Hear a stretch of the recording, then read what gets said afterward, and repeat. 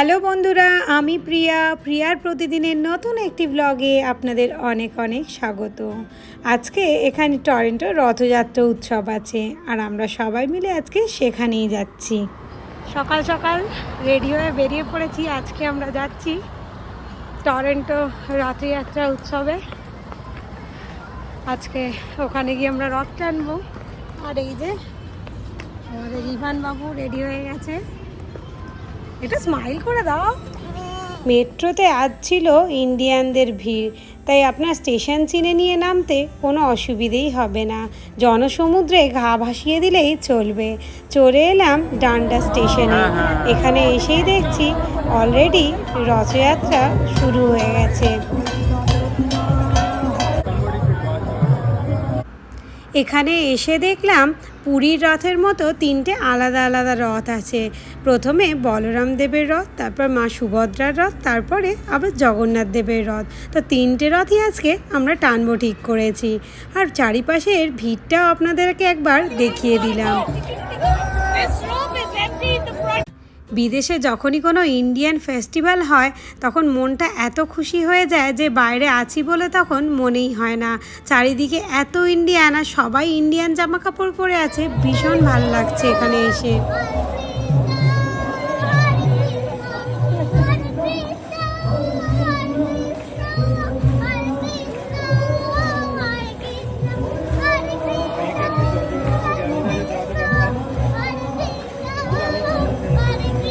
ভিডিওটা দেখে আপনারা অনেকেই মনে করতে পারেন যে রথযাত্রা তো হলো অনেক দিন আগে, এতদিন পরে তার ভিডিও কেন?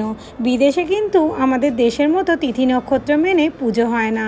এখানে যে কোনো একটা উইকেন্ডে এই উৎসবগুলো পালন করা হয়ে থাকে।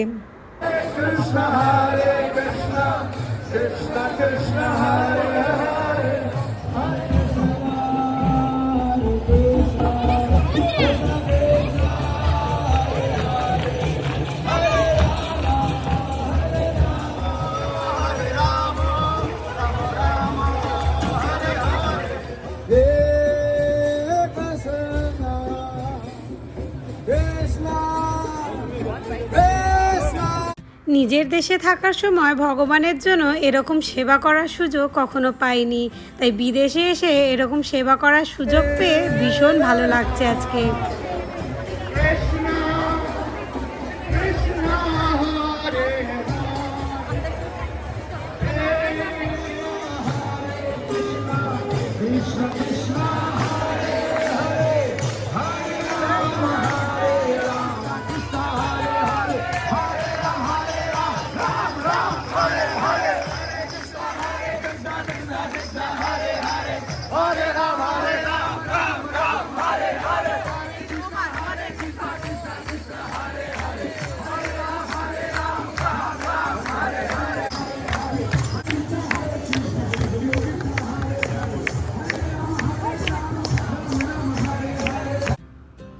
টরন্টোর এই রথযাত্রা উৎসব এলেই আপনি বুঝতে পারবেন যে কানাডাতে কত ইন্ডিয়ান থাকে।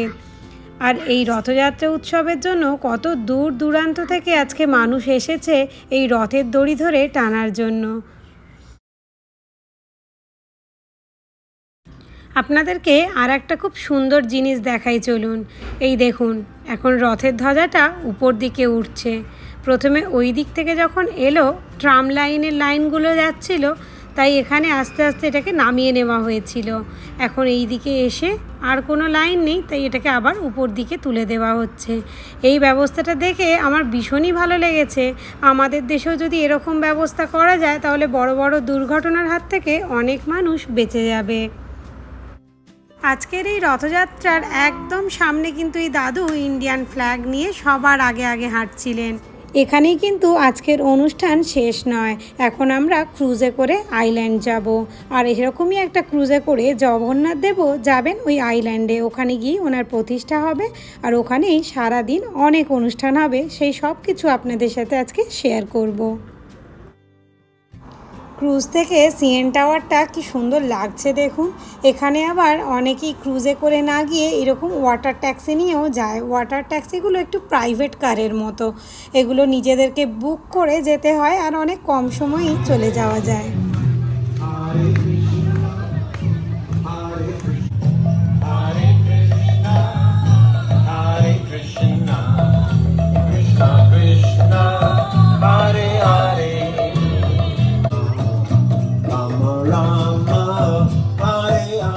এই যে জায়গাটা দেখছেন খুব সুন্দর করে সাজানো আছে, জগন্নাথ দেবকে এই জায়গাতে নিয়ে এসেই প্রতিষ্ঠা করা হবে।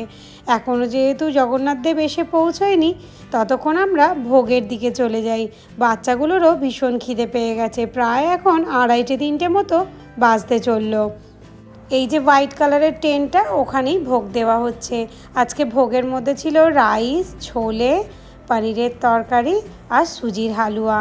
আর এই ভোগের হালুয়াটা এত দুর্দান্ত খেতে হয় যে কি বল। বিদেশের মাটিতে বসে জগন্নাথ দেবের ভোগ খাবো, এটা কি কখনো ভেবেছিলাম?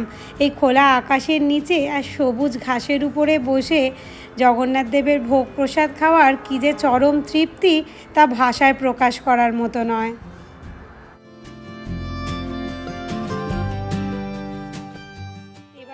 সবাই মিলে আইল্যান্ডটা একটু ঘুরবো। সামনেই একটা আইল্যান্ডের মধ্যে বিচ আছে, ওই বিচের ধারে একটু ঘুরে তারপর আবার ব্যাক করব। এই আইল্যান্ডের মধ্যেই খুব সুন্দর একটা সুইমিং পুলও আছে বাচ্চাদের। বাচ্চারা ভীষণ এনজয় করছে। তোজো তো নামবে বলে খুব বায়না করছিল, কিন্তু আমি ওর কোনো সুইমিংয়ের ড্রেস আনিনি, তাই ওর আর বেচারির নামা হলো না। যাই একটু বিচের ধারে ঘুরিয়ে আনি ওকে।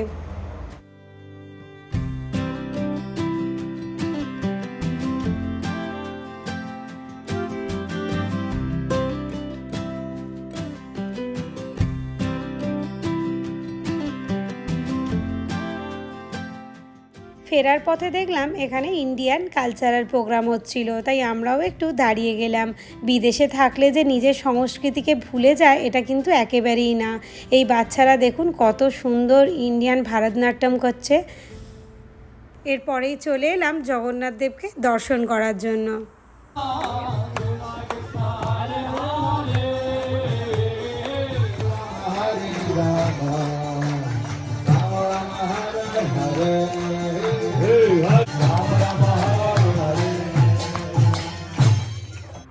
এইসব অনুষ্ঠানে এলে না বাড়ি ফিরতে একদম মন চায় না, আর সবাইকে এরকম নাচতে দেখলে নিজেও আর স্থির থাকা যায় না। তাই আমরাও সবাই মিলে একটু নাচ গান করে নিয়ে এবার কিন্তু বাড়ি ফেরার পালা, নইলে অনেক দেরি হয়ে যাবে। আর বেরিয়েছিও অনেক সকাল সকাল, আবার ক্রুজ আসবে, তারপরে আমরা বাড়ি ফিরবো। আইল্যান্ডটা অনেক বড়, সবাই ছড়িয়ে ছিটিয়ে আছে, তাই বোঝা যাচ্ছে না এখানে এত ভিড় হয়েছে যে আমাদেরকে একটা ক্রুজ ছেড়ে দিতে হলো। এটাতে আমাদের হলো না, আবার নেক্সট ক্রুজের জন্য প্রায় 30 মিনিটস ওয়েট করতে হবে। আজকের সারাটা দিন একদম অন্য রকমভাবে এনজয় করে কাটলো। আমার তো ভীষণ ভালো লেগেছে। আর আজকের ব্লগটা আমি এখানেই শেষ করছি। আপনাদের কেমন লাগলো প্লিজ কমেন্ট করে জানাবেন, আর ভালো লাগলে লাইক করবেন, পেজটা ফলো করে দেবেন। টাটা।